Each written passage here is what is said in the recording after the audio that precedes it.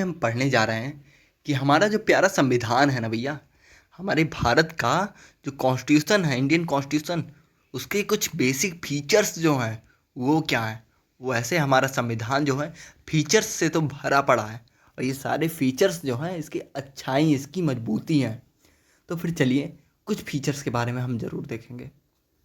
ठीक है, अगर हम इंट्रोडक्शन की बात करें तो हमारा कॉन्स्टिट्यूशन जो है वो बहुत ही एसेंशियल गाइड है। ठीक है, बहुत ही एसेंशियल गाइड है। किसके लिए? जुडिशरी के लिए, एग्जीक्यूटिव के लिए, और साथ ही साथ जो लेजिस्लेचर है। ठीक है, तो ये तीनों चीज़ें, ये तीनों बॉडी जो है हमारे गवर्नमेंट को मजबूत बनाती हैं। तो इनकी मजबूती कौन है? वो हमारा संविधान है, कॉन्स्टिट्यूशन है। इसके साथ ही साथ इंडिया की जो सॉवरेनिटी है ना, इंडिया की जो संप्रभुता है, उसको कायम रखने के लिए हमारा जो संविधान है ना वो बहुत इंपॉर्टेंट है। Constitution of India is also important for our sovereignty. Okay, और इसके साथ माना जाता है कि कुछ जो स्पोर्ट ऑर्गेनाइजेशन है, जैसे BCCI, मतलब कि board of the control for cricket in India, इसके साथ फुटबॉल क्लब, और साथ ही साथ जो ट्रेड यूनियंस हैं, हाँ, जो व्यापार समूह हैं, और इसके साथ पीजेंट्स एसोसिएशन है, जो पीजेंट्स यानी कि किसान के जो एसोसिएशन है, उसको भी फंक्शन करने के लिए हमारी कॉन्स्टिट्यूशन की ज़रूरत पड़ती है। हमारे संविधान के मर्यादाओं में रह के, ठीक है, लिमिट्स में रह के, और उसको फॉलो करके सारा काम होता है भैया। और जो हमारे इंडियन कॉन्स्टिट्यूशन है ना, उसके स्टार्टिंग के 3 कारण माने जाते हैं मेनली।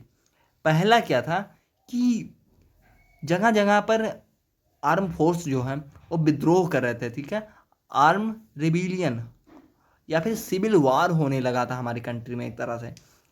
और दूसरी जो चीज़ है वो है कि फॉरेन योग, ठीक है, वह भी एक कारण था। थर्ड और इम्पोर्टेंट जाने तो जो सोशलिस्ट रेवोल्यूशन था, यानी कि जो सामाजिक क्रांतियाँ उभर रही थी भारत में, समाज सुधारक क्रांतियाँ, तो ये मुख्य भूमिका निभाई हमारे कॉन्स्टिट्यूशन को जो है फ्रेम होने में। ठीक है, इसी वजह से हमारा संविधान बना। अब हम फीचर्स पे आते हैं। तो अगर हम पहले फीचर्स की बात करें तो हमारा जो कॉन्स्टिट्यूशन है ना वो रिटन है। ठीक है, हमको पता है। तो हैंड रिटन, रिटन तो दूसरी बात है, जो मेन हमारा कॉन्स्टिट्यूशन है वो हैंड रिटन है। ठीक है, ये बहुत बड़ी बात है। जैसे अधिकतर जो डेमोक्रेटिक कंट्री है ना, लोकतांत्रिक देश हैं, कुछ के एग्जांपल देख सकते हैं। यूनाइटेड स्टेट ऑफ अमेरिका, ठीक है, USA, ब्रिटेन, ब्रिटेन ब्रिटेन जो है कई देशों से मिलके बना है। ठीक है, जैसे कि इंग्लैंड हो गया, वेल्स हो गया, स्कॉटलैंड हो गया। ठीक है, तो ये सब जो कंट्रीज हैं इससे बना है ग्रेट ब्रिटेन। और इसके साथ ही साथ Australia, France, China, Germany, India, और इस इन सबके पास जो है ना वो रिटन कॉन्स्टिट्यूशन है। और यह भी सही है। ठीक है, अब कुछ लोग कहेंगे कि रिटन कि ब्रिटेन के पास जो है वहाँ तो कॉन्स्टिट्यूशन ही नहीं है रिटन, तो वहाँ का जो संविधान है वो तो लिखा ही नहीं है। लेकिन जब हम इसको डीपली एनालिसिस करते हैं तब पता चलता है नहीं, वहाँ पर कुछ ऐसे डॉक्यूमेंट्स भी है ना, कुछ ऐसे डॉक्यूमेंट हैं जो रिटन है, और उसी में रूल और रेगुलेशन लिखा हुआ है, जिसकी वजह से वहाँ पर क्या होता है, क्या उसकी संविधान जो है वो अच्छे से, मतलब लोग काम कर सकते हैं उसी को फॉलो करके। तो वहाँ पर रिटन कॉन्स्टिट्यूशन तो नहीं है, लेकिन फिर भी क्या है कि रिटन डॉक्यूमेंट्स तो हैं। ठीक है, इसके साथ ब्रिटेन ने जो है हमारे इंडिया पे कई सारा रूल किया, हमको पता है। ठीक है, तो कई तरह के इसके कैरेक्टर हो गए, स्टेटस हो गए, एक्ट हो गए, रूल हो गए, रेगुलेशन हो गए, ये सब समय के समय पार्लियामेंट में आते रहे।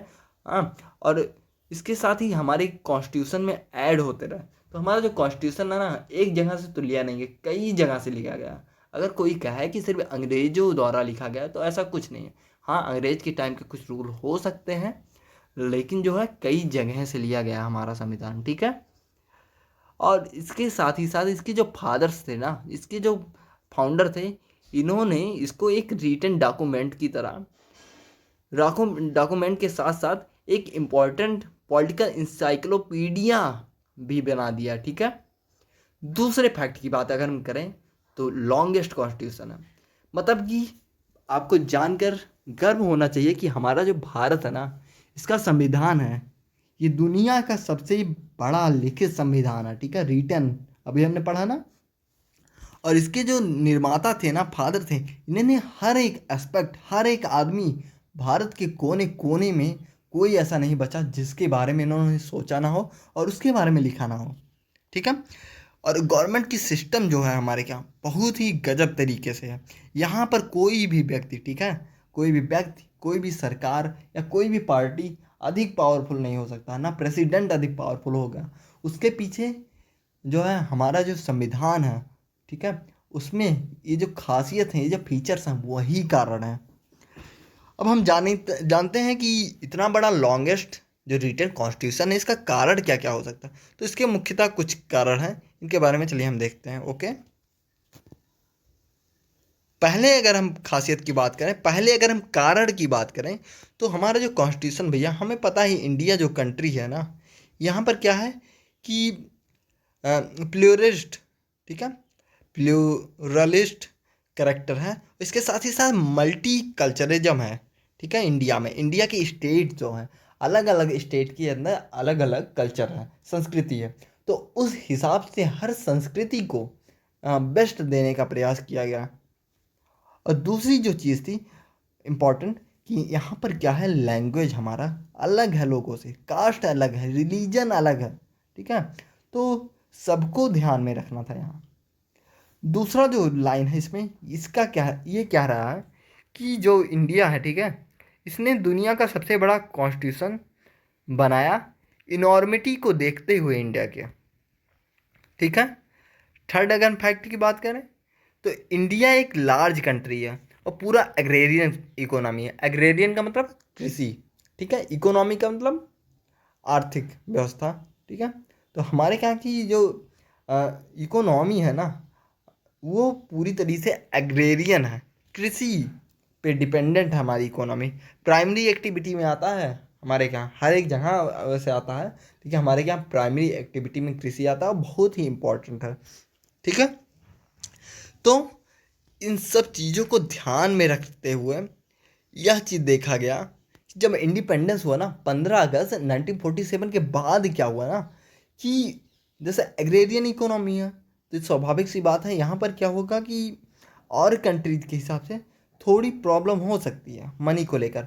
जो कैपिटलिस्ट कंट्री हैं, जहाँ अधिक इंडस्ट्रीज हैं, वहाँ से और यहाँ पर कंपेयर किया जाए तो फर्क स्वाभाविक है, क्योंकि अंग्रेज़ों ने कई सालों तक हमको लूटा था। लेकिन जब आज़ादी हुआ, तब उसके तुरंत बाद कुछ समस्या उभर गया हमारे समाज में। समस्याएं थी जैसे पॉवर्टी, ठीक है, गरीबी, मल न्यूट्रिशन यानी कि जो कुपोषण है, और साथ ही साथ इलिटरेसी, अशिक्षा, ये सब प्रॉब्लम्स है। तो इनको भी ध्यान, ये सब पैरामीटर्स को ध्यान में रखते हुए क्या करना था, हमको कानून बनाना था। तो उस हिसाब से जो है हमारा कॉन्स्टिट्यूशन एकदम खरा उतरा।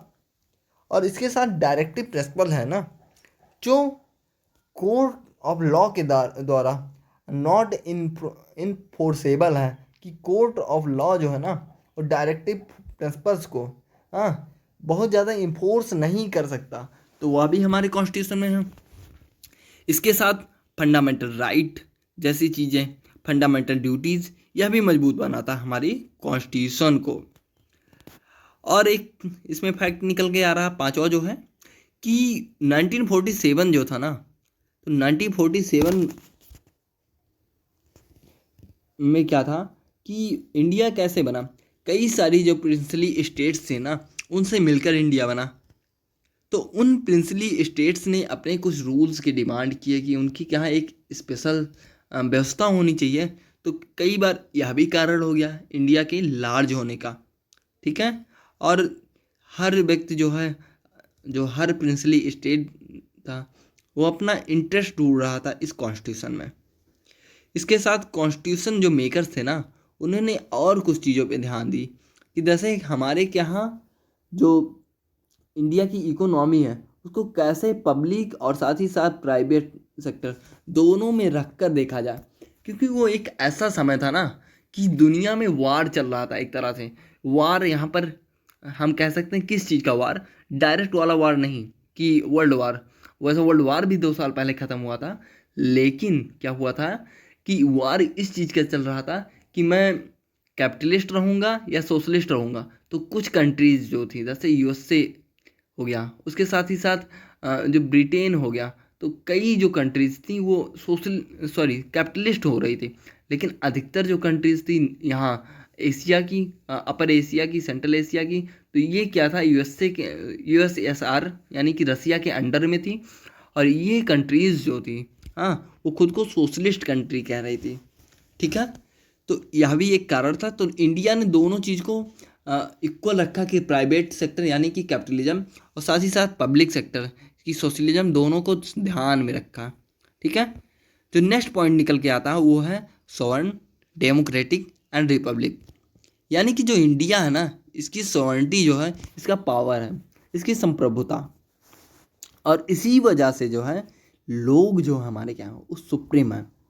और जो हमारा कॉन्स्टिट्यूशन है ना, वो बहुत ज़्यादा मतलब हमारा जो कॉन्स्टिट्यूशन है ना, वो वोट को बहुत पुट नहीं करता। ठीक है, लेकिन जो पहली बार इलेक्शन हुआ, कब हुआ, 1951 से लेकर 1952, तो लोग जो थे ना, उन्होंने कॉन्स्टिट्यूंट असेंबली को रिजेक्ट नहीं किया। ठीक है, जो लोग थे उन्होंने कॉन्स्टिट्यूंट असेंबली को रिजेक्ट नहीं किया, और साथ ही साथ वोट किया किसको, इंडियन नेशनल कांग्रेस को, कि तभी उसके बाद पावर में आया। और जवाहरलाल नेहरू जी पहली बार, हाँ, भारत के प्राइम मिनिस्टर बने।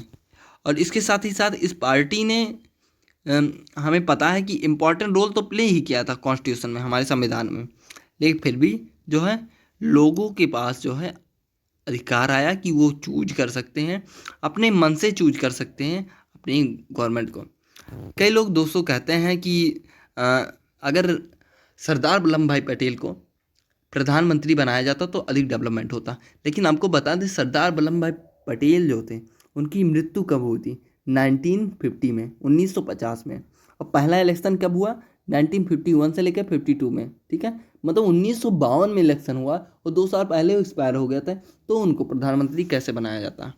ठीक है, तो इस पर हमें को तार्किकता से सोचना चाहिए और बहुत ज़्यादा दूसरों की बातों में नहीं आना चाहिए। ठीक है, अब नेक्स्ट जो हमारा फीचर्स हैं हमारे इंडियन कॉन्स्टिट्यूशन, वो है सेकुलर कैरेक्टर भैया। तो सेकुलर मतलब धर्मनिरपेक्षता। अगर हम ब्रिटिश इंडिया की बात करें, मतलब इंडिया जो 15 अगस्त 1947 से पहले थी, तो वहाँ पे क्या था कि इंडिया, उस ब्रिटिश इंडिया ने ना, अंग्रेजों ने भारत को 2 पार्ट में डिवाइड कर दिया। ठीक है, एक इंडिया में, एक पाकिस्तान में। ठीक है, और इंडिया पाकिस्तान किसके बेसिस पे, रिलीजन के बेसिस पे। तो सब बहुत तगड़ा, बहुत बड़ा दंगा हो रहा था। ठीक है, जब भारत आज़ाद हुआ, पाकिस्तान की मांग जो है एकदम पीक पे थी। और मोहम्मद अली जिन्ना जो थे, वो मुसलमानों से कह रहे थे कि अब हथियार उठाने का समय आ गया था। और इस वजह से बंगाल में, पंजाब में कई सारे दंगे हुए, जिसमें कई सारे हिंदू मारे गए, कई मुस्लिम मारे गए, कई सारे रेप कर दिए गए महिलाओं के। तो उसके बाद जाके पार्टीशन करने की नौबत आई। हाँ, पहले कोशिश किया गया, महात्मा गांधी ने बहुत कोशिश किया कि पार्टीशन ना हो भारत का, लेकिन क्या हुआ कि ऐसी मजबूरियां बन गई। अगर पार्टीशन ना होता तो हमारे देश में जगह जगह दंगे हो रहे थे, पूरा देश जो है जल रहा था क्रोध की आग में। तो वहाँ ज़रूरत थी। तो इस चीज़ को हम जब इतिहास को डीपली पढ़ते हैं ना, तो हमको समझ आता है यार।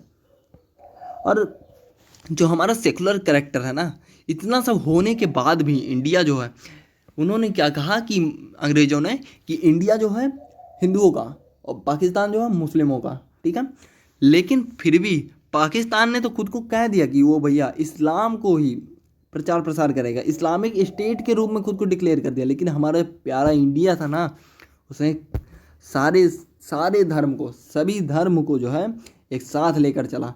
जैसा कि हिंदू हो गया, ठीक है, हिंदू हो गए जो यहाँ पर सबसे ज़्यादा मेजॉरिटी में है, इस्लाम हो गया सेकंड मेजॉरिटी, उसके बाद फिर माइनॉरिटी में सब आ जाते हैं, जैसे क्रिश्चियन हो गए, सिख हो गए, बुद्ध हो गए, जैन हो गए, पारसी हो गए। ये सब हमारे देश की पार्ट हैं भैया। उसके साथ ही साथ हमारा जो ओरिजिनल वाला कॉन्स्टिट्यूशन है ना, वो सेकुलर कैरेक्टर में है। और आर्टिकल 25 से लेकर आर्टिकल 28 जो है ना, अनुच्छेद 25 से लेकर अनुच्छेद जो 28 है, वो इंडिया के लोगों को एक पावर देता है, एक परमिट देता है कि वो अपने धर्म का प्रैक्टिस कर सकें, प्रचार कर सकें, और साथ ही साथ उस धर्म को जो है अपने धर्म को पसंद कर सकें चॉइस के रूप में।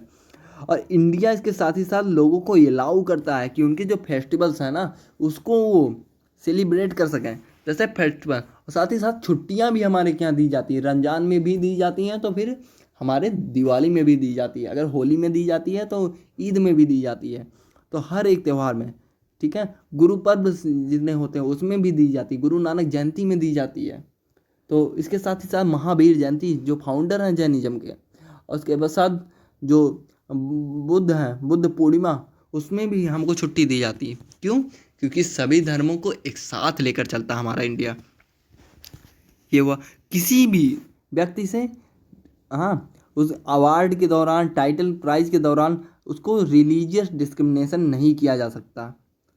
नेक्स्ट पॉइंट की अगर बात करें तो सोशलिस्ट स्टेट, हमारा जो संविधान है ना, या फिर हमारा जो राज्य, हमारा जो प्यारा देश है इंडिया ना, उसके अंदर एक और खासियत है कि सोशलिस्ट है भैया, ठीक है, मतलब कि सामाजिकता यहाँ पर, ठीक है, वो पूरी तरीके से भरा पड़ा है। और 1950 में ये सोशलिस्ट वर्ड नहीं था, लेकिन बाद में क्या हुआ ना कि 42 अमेंडमेंट था 1976 में, इंदिरा गांधी के समय में, वहाँ पर इस शब्द को सोचा गया, जोड़ा गया और समझा गया कि ये जो शब्द है ना, ये इम्पॉर्टेंट हो सकता है। कि जो फार्मर्स है ना, जो फ्रेमर्स है ना कॉन्स्टिट्यूशन के, उन्होंने देखा कि ये पुअर्स को, ठीक है, या फिर वीकर सेक्शन जो है उसको मजबूत करने में बहुत ज़्यादा हेल्पफुल हो सकता है, तो इस शब्द को जोड़ा गया। इसलिए सोशलिस्ट इन नेचर भी हमारा प्यारा इंडिया। नेक्स्ट पॉइंट की बात करें, सुप्रीमेसी ऑफ द कॉन्स्टिट्यूशन, हमारा जो कॉन्स्टिट्यूशन है ना, उसकी सुप्रीमेसी बहुत अधिक है, ठीक है, वो सर्वोच्च है यार।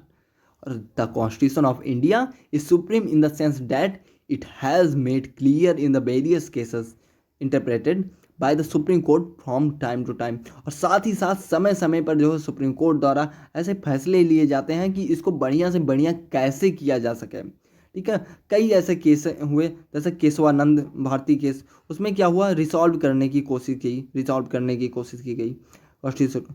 और साथ ही साथ कोर्ट जो है ना, उसके पास एक और पावर है अमेंड करने का। तो लगातार अमेंडमेंट कॉन्स्टिट्यूशन में होते रहते हैं। इसकी वजह से क्या होता, हाँ, और पार्लियामेंट जैसे कि ब्रिटेन में होता है, वैसे ही इंडिया पार्लियामेंट में लगातार पार्लियामेंट में लगातार भी ऐसे फैसले लिए जाते हैं कि हमारे कॉन्स्टिट्यूशन को कैसे दुनिया में सबसे अच्छा बनाया जाए, बढ़िया बनाया जाए, और सरकारें लगातार इस पर प्रयास भी करती हैं। नेक्स्ट पॉइंट जो निकल आता है, the federal in form of unitary in spirit, हमारा जो इंडिया है ना, ये फेडरल इन नेचर भी है। साथ ही साथ जैसे कि कनाडा हो गया, ऑस्ट्रेलिया हो गया, जर्मनी हो गया, यूएसए हो गया, हाँ, तो फ्रेमर्स ने इस चीज़ का ध्यान दिया कि इंडिया को किस तरीके से कनाडियन जो फेडरेशन है, ठीक है, उसको ध्यान में रखते हुए, और साथ ही साथ कि कई और जगह से, जैसे ऑस्ट्रेलिया, यूएसए, यहाँ से जो है कुछ जो फेडरेशन थी, ठीक है, जो फेडरल फीचर्स हैं वो लिया गया इंडिया का। और इंडिया में डुअल सेक्टर ऑफ गवर्नमेंट बनाया गया। कैसा डुअल सेक्ट, एक तो सेंटर रहेगा और दूसरा स्टेट संभालेगा। सेंटर जो रहेगा उसको अधिक थोड़ी पावर दी गई और स्टेट को भी पावर दी गई, ठीक है। तो ये बहुत ही अच्छी चीज़ थी। और सेंट्रल के पास कई चीज़ों का पावर आ गया और स्टेट का भी ऐसे ही आया। तो हमारा कॉन्स्टिट्यूशन जो है, अगर इस तरह डिवाइड ना हुआ होता तो किसी के पास अधिक पावर आ जाता। तो डिवीजन ऑफ पावर है एक तरीके से, इसी को हम कहेंगे कि बहुत इंडियन कॉन्स्टिट्यूशन ने अडॉप्ट किया। जैसे कि जुडिशरी जो है, इसका इंडिपेंडेंस है हमारे क्या, तो यह भी एक फीचर्स है, ठीक है। अब हम आते हैं नेक्स्ट पॉइंट पे। अगर हम कंप्रोमाइज़ करें, ठीक है, पार्लियामेंट की सुप्रीमेसी की और साथ ही साथ जुडिशियल रिव्यू की, तो हमारा जो कॉन्स्टिट्यूशन है ना, 26 जनवरी 1949 को जो है वो सामने आया, ठीक है। और कॉन्स्टिट्यूशन जो है ना, वो कई बार अमेंड भी किया गया, अमेंडमेंट भी इसमें हुआ। और जब इसको लगा ना कि कोई लैंडलॉर्ड्स हैं या बिग इंडस्ट्रियल हाउस हैं, और तो वो सब चैलेंज कर रहे हैं, ठीक है, सुप्रीम कोर्ट में, तो इसने क्या किया, वहाँ पर अमेंडमेंट किया। हाँ, इनको चैलेंज किया गया और साथ ही साथ इस चीज़ का ध्यान रखा गया, जैसे हमने बताया, कि किसी को भी कोई प्रॉब्लम ना हो इसकी वजह से।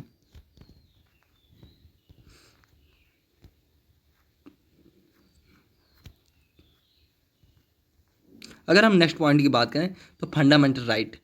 हमें पता है कि हमारा जो फंडामेंटल राइट है ना, वो बहुत ही इम्पोर्टेंट है। जो मौलिक अधिकार हैं हमें दिए गए हैं, वो जो है हमारे लिए मजबूती है। हम कहीं भी भारत में रहते हैं ना, तो मौलिक अधिकार हमारे बहुत काम करते हैं। और जो ब्रिटेन के सिटीजन है ना, वो इस राइट को एक बिल ऑफ राइट के रूप में 1689 को पाए थे। और यूएस ने जो है इसी चीज़ को 10 अमेंडमेंट के थ्रू जो है अपने यहाँ पर लगाया, ये फंडामेंटल राइट। तो इंडियन जो कॉन्स्टिट्यूशन मेकर्स थे ना, उन्होंने भी यही अधिकार जो है भारत की जनता को, प्यारी जो जनता है हमारे यहाँ को, उसको देने का प्रयास किया गया।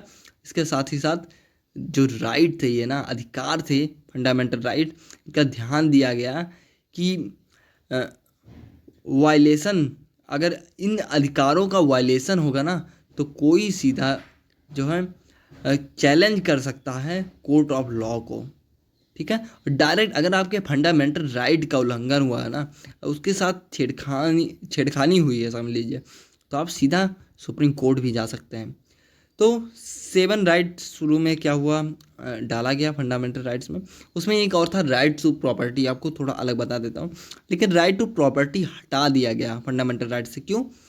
क्योंकि सरकार को लगा ना, कई बार जब सड़क, यार कहीं से सड़क पास होना था, मेट्रो के रूट मान लीजिए फॉलो लगाने थे, रेल के लिए रूट लेना था, तो लोग क्या करते थे ना, प्रोटेस्ट कर देते थे, सीधा सुप्रीम कोर्ट पहुंच जाते थे कि हमारा जो राइट टू प्रॉपर्टी है ना, उसका उल्लंघन हो रहा, सरकार हमारी ज़मीन को हड़प रही है।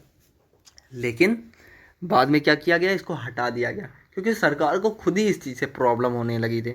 तो भाई सरकार को जिस चीज़ से प्रॉब्लम होगी, वो चीज़ तो नहीं रह पाएगा ना।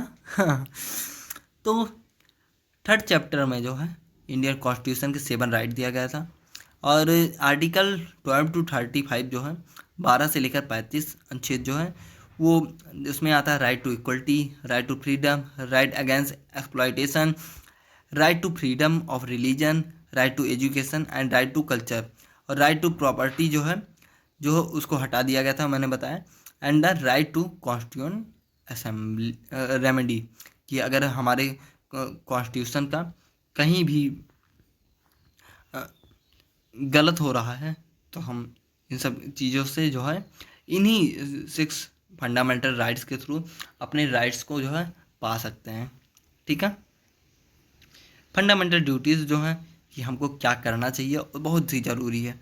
तो ये कहा जाता है कि फंडामेंटल ड्यूटीज़ जो है वो ओरिजिनल कॉन्स्टिट्यूशन का पार्ट जो है नहीं था, ठीक है, शुरू में। लेकिन इंडियन नेशनल कांग्रेस जो इंदिरा गांधी लेड कर रही थी, उन्होंने एक कमेटी बैठाई, और चेयरमैन, ठीक है, जो स्वर्ण सिंह थे, तो उनके चेयरमैनशिप के अंदर एक कमेटी बैठाई और इस रिपोर्ट को सबमिट किया कि फंडामेंटल ड्यूटीज़ जो हैं वो चैप्टर, ठीक है, 4th में तुरंत directive principle of state policy है ना, उसके तुरंत बाद ऐड किया गया, किस रूप में, आर्टिकल 51A के रूप में, और 42 अमेंडमेंट्स एक्ट, ठीक है, ऑफ इंडियन कॉन्स्टिट्यूशन 1976।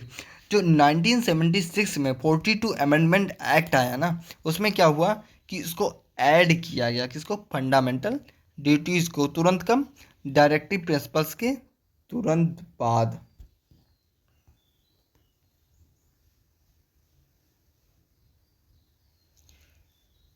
और गवर्नमेंट ने इस चीज़ को गवर्नमेंट इंस्पायर्ड हुई थी किस चीज़ से, जो यूएसएसआर यानी कि जो रसिया है, वहाँ के कॉन्स्टिट्यूशन मैटर की। अब नेक्स्ट पॉइंट की अगर हम बात करें, जो हमारा लास्ट पॉइंट है और इम्पोर्टेंट भी है, कि हमारे क्या लोकल सेल्फ गवर्नमेंट जो है ना, वो बहुत गजब की चीज़ है यार। महात्मा गांधी जी थे ना, वो फादर कहे जाते हैं हमारे इंडिया के, राष्ट्रपिता। उन्होंने एक सपना देखा था कि जो ग्रामीण एरिया है ना, जो रूरल इंडिया है, उसको किस तरीके से जो डिसेंट्रलाइजेशन हो रहा है उससे बचाया जा सके, ठीक है।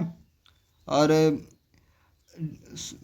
मतलब कि जो सेंट्रलाइजेशन है वहाँ पर क्या होता, सारा पावर एक ही जगह आ जाता। तो इस चीज़ को बचाने के लिए उन्होंने डिसेंट्रलाइजेशन का सहारा लिया कि जो सेल्फ गवर्नमेंट है ना लोकल में, पंचायती राज है, तो ये सब इम्पोर्टेंट हो सकते हैं। इसी के साथ ही आर्टिकल जो 40 है ना, अनुच्छेद 40 हमारे भारतीय संविधान का, वो बात करता है लोकल सेल्फ गवर्नमेंट का, कि जो गाँव का एरिया है ना, जो अ, कस्बे के छोटे कस्बे हैं, वहाँ पर किस तरीके से जो है सेल्फ गवर्नमेंट हो सकती है।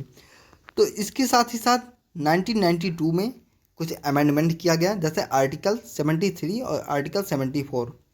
तो इसमें क्या हुआ, इस सॉरी अमेंडमेंट 73 और अमेंडमेंट 74, इससे क्या किया गया कि रूल बनाया गया कि किस तरह से रूरल एरिया में और अर्बन एरिया में डिसेंट्रलाइजेशन ऑफ पावर किया जाए, कि पूरी शक्ति किसी एक व्यक्ति के पास ना रहे, थोड़ा डिवीजन हो जाए और छोटे छोटे हिस्से पे लोग जो है डिसीजन मेकिंग ले सकें। और इससे कई लोगों को फ़ायदा भी हुआ, ठीक है। और ग्रास रूट लेवल पे, मतलब एकदम ग्रामीण ज़मीनी लेवल पे जो है, इस जो ये अमेंडमेंट था इसने काम किया और लोगों को एम्पावर करने में बहुत ही ज़्यादा हेल्प किया। और इंडियन डेमोक्रेसी जो है ना, भारत की लोकतांत्रिक व्यवस्था जो है, हाँ, उसको मजबूती प्रोवाइड किया। और इसी के साथ ही साथ हमारा जो लोकल सेल्फ गवर्नमेंट था वो लार्जेस्ट हो सका दुनिया में। तो यह था हमारा कंप्लीट लेक्चर किसके बारे में,